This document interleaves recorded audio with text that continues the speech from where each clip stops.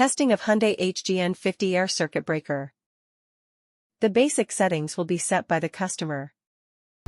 For testing, we use 220-volt AC power supply. First we trip the breaker manually.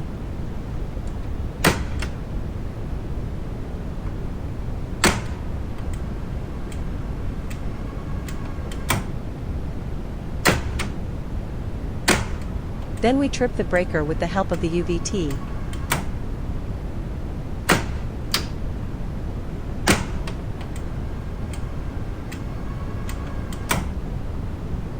Next we perform a short time delay test and the breaker trips almost instantly.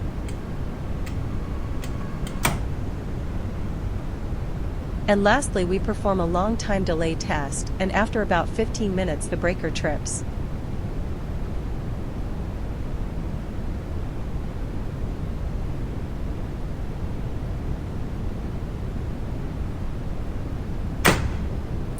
It is now clear that the air circuit breaker is working successfully and is ready to be delivered to the client.